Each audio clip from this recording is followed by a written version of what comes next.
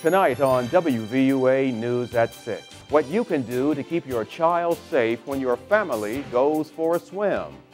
And a big announcement about our Postal Service and how this will affect you. You're watching Alabama's WVUA News at 6 with your award-winning news team, Lynn Brooks, Philip Coleman, weather with Richard Scott, and sports with Gary Harris. Good evening, and thanks for joining us. I'm Philip Coleman. Lynn Brooks has the evening off. It's that time of the year when outdoor pools in West Alabama are opening for the summer. And while that's great news for many of us, the U.S. Centers for Disease Control and Prevention has some new information about the risk of swimming for your little ones. WVUA's Victoria Sheehan has more in tonight's top story. According to the Centers for Disease Control, drowning is one of the leading killers of American children under the age of 4, a startling statistic associated with such an innocent pastime. For children under the age of 4, that's a very tricky age because a lot of them are still developing muscle coordination and dexterity and things like that. James, do you like swimming in the pool? Yeah. James is 2 years old, but his mother is already on the right track getting him used to the pool. With James, I just stay very close to him at all times, but having the lifeguards definitely makes me feel better, and we actually do swim lessons. It seems tempting to run and jump in a pool when summer just gets too hot.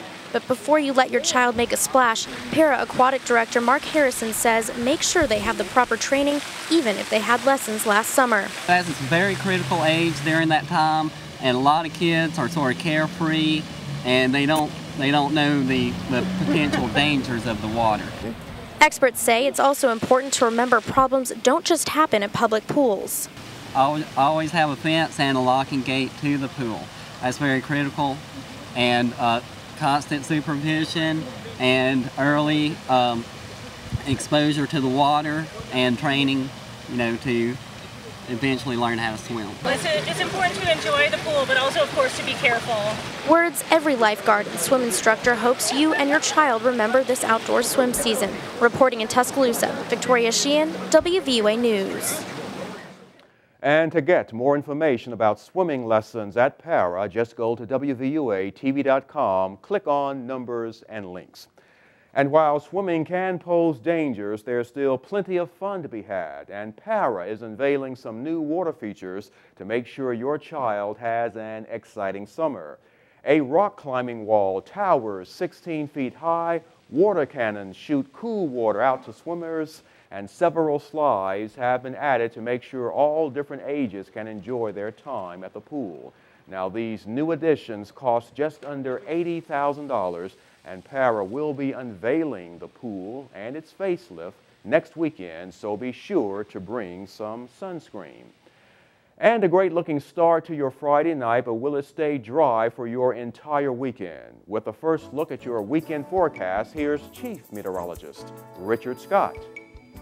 Hey Philip, good Friday evening to you. Watching a few isolated thunderstorms on radar today. Most of this activity very isolated, so many spots across the area are staying dry. One lone thunderstorm over central and southern Hale County moving off towards the south, and other tiny cells happening east of Interstate 65 or Shelby, Chilton, Talladega, and St. Clair counties. These are tiny cells, and they are moving off towards the west. Nothing severe and nothing too terribly heavy out there. 87 degrees, temperatures right now very hot. And rain-cooled area in spots, there's some rain-cooled area over in the Shoals at 76, but other spots that have not seen the rain, it is hot this afternoon, this evening. Forecast for the weekend, Saturday, Sunday, it is going to be hot and muggy. A stray afternoon storm is possible, much like today for Saturday and Sunday. But what about the rest of that forecast? Look ahead through next week. Your forecast is coming up. All right, thank you, Richard. Now, changes could soon be on the way for how you receive your mail in Tuscaloosa. Postal officials say the Skyland Boulevard processing office will be consolidated with the office in Birmingham. U.S. postal officials say it's part of a multi-billion-dollar cost-cutting plan that involves closing nearly 250 mail processing centers. Now, Postal spokesperson Deborah Federley told WVUA around 7 jobs will be eliminated at the Skyland location, but they will find those employees another position, and some of those other employees will be transferring to Birmingham. Local residents spoke out about these changes today. I sent out a lot of mail, and I like the idea that it's getting there the next day, because I sent a lot of things locally and within our area. So now I'm hearing it's going to take 2 to 3 days, so that's a bit of a concern. I think that the federal government is just absolutely off base and going in the wrong direction, because the U.S. Postal Service is just so important to me as a businessman every day and to so many people on a daily basis.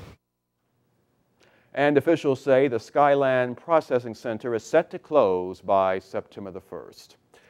The Tuscaloosa County Sheriff's Office says they are dealing with an overcrowding problem in their jail. And Sheriff Ted Sexton believes that many inmates may have another option other than incarceration.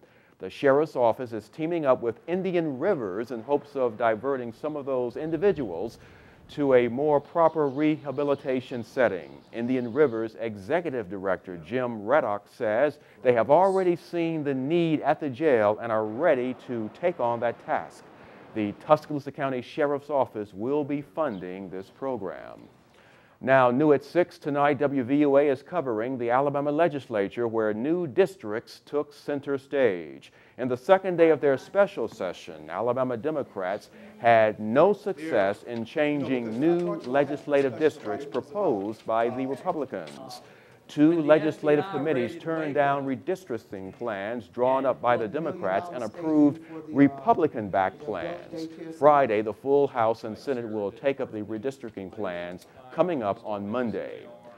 Now, also new at 6 tonight, 6th graders at Sipsey Valley Middle School put on their thinking caps and battled it out today to be the best spellers in science. This spellathon was a cumulative effort combining vocabulary words students had been learning all year, and there were more than 390 words possible that the students had to spell.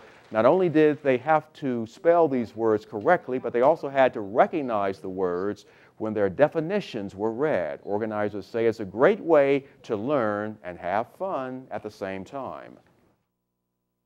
That they're going to remember a lot of these words and being able to tell you what they mean because they've internalized the meaning. And to me, that's more important than spelling the word. And students who participated in today's spellathon received 100 points for their participation in this competition. Now, still to come here on the news at 6, Mississippi authorities say they have their man wanted in connection with highway shootings. And coming up at Home Team Weather, watching a couple of thunderstorms on radar this evening across parts of the area. Most spots stay dry through the weekend, but how about that weekend forecast? Plus, we'll look ahead towards next week. Home Team Weather is coming up.